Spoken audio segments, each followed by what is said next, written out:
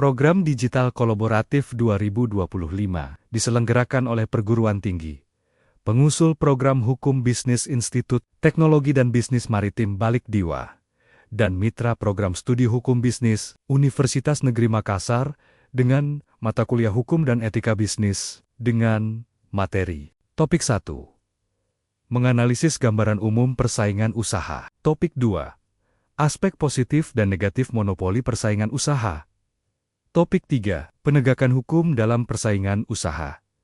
Topik 4. Perbandingan hukum persaingan usaha dengan negara lain. Topik 5. Macam-macam persaingan usaha.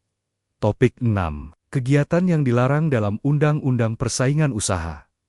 Topik 7. Subjek dan objek hukum bisnis dalam persaingan usaha dan sistem hukum dalam bisnis. Topik 8. Mid-test. Topik 9. Tujuan, fungsi, dan landasan hukum bisnis. Topik 10. Prinsip-prinsip hukum kontrak dalam bisnis. Topik 11. Waralaba. Topik 12. Etika bisnis. Topik 13. Prinsip etika bisnis dalam lingkungan hidup. Topik 14. Perlindungan konsumen.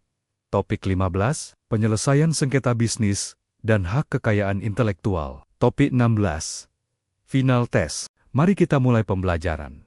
Topik 6. Kegiatan yang dilarang dalam Undang-Undang Persaingan Usaha. Undang-Undang Nomor 5 Tahun 1999 tentang larangan praktik monopoli dan persaingan usaha tidak sehat, melarang berbagai kegiatan yang dapat menghambat persaingan usaha. Beberapa kegiatan yang dilarang antara lain monopoli, monopsoni, penguasaan pasar, persekongkolan, perjanjian yang mengatur pembatasan produksi atau pemasaran, penetapan harga, pembagian wilayah, pemboikotan, dan perjanjian tertutup. Semua tindakan yang mengarah pada monopoli, monopsoni, penguasaan pasar, dumping, atau kolusi masuk dalam larangan Undang-Undang Persaingan Usaha.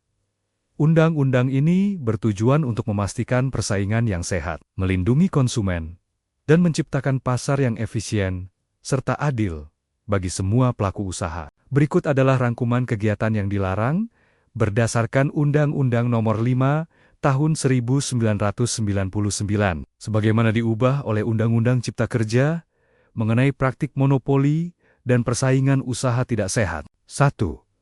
Monopoli Pasal 17.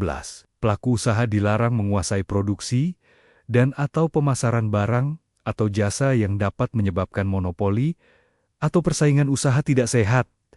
Misalnya jika produk belum memiliki substitusi, memblok masuknya pelaku usaha lain, menguasai lebih dari 50% pangsa pasar suatu jenis produk atau jasa. Maksud dari Pasal 7, melarang adanya perjanjian atau kesepakatan antar pelaku usaha yang tujuan utamanya adalah menguasai produksi atau pemasaran suatu barang atau jasa. Artinya, pelaku usaha tidak boleh bersekongkol untuk menutup akses pasar atau menyingkirkan pesaing, sehingga hanya mereka yang menguasai pasar. Tujuannya adalah mencegah monopoli agar tidak ada satu atau sekelompok pelaku usaha yang menguasai penuh suatu produk atau jasa, menjaga persaingan sehat, menciptakan iklim usaha yang adil bagi semua pelaku, melindungi konsumen, supaya masyarakat tetap mendapat barang atau jasa dengan harga wajar, kualitas baik, dan pilihan yang beragam. Mendorong efisiensi dan inovasi,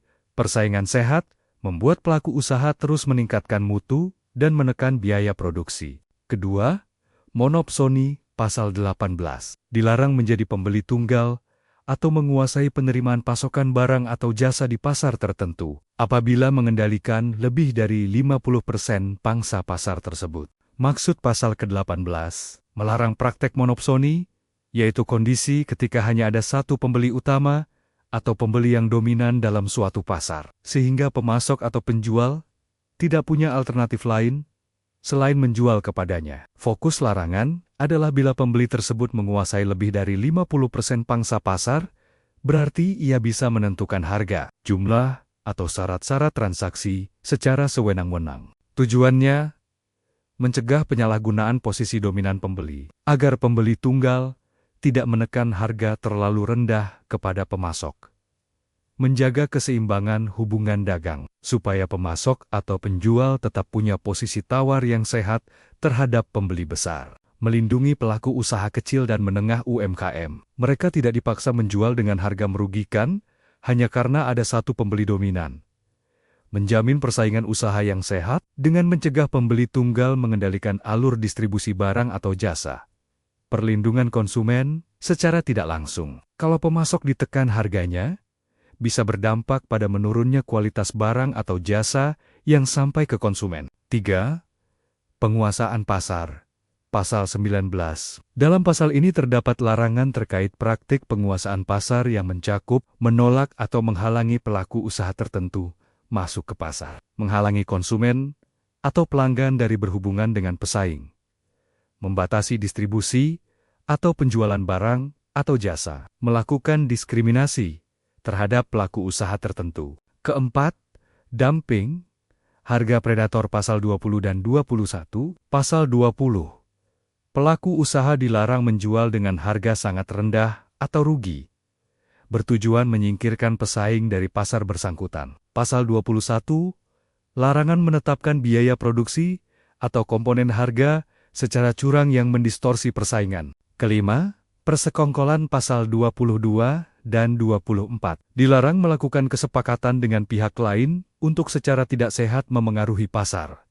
Antara lain, mengatur hasil tender rigging, mendapatkan informasi rahasia pesaing trade secret secara ilegal, menghambat produksi atau pemasaran pesaing agar kualitas, jumlah atau waktu distribusi terganggu. Undang-Undang Nomor 5 Tahun 1999 hadir untuk mencegah praktek monopoli dan persaingan usaha tidak sehat, agar tercipta pasar yang adil, terbuka, dan efisien, serta memberi perlindungan baik kepada pelaku usaha kecil maupun konsumen. Itulah materi dari kegiatan yang dilarang dalam Undang-Undang Persaingan Usaha.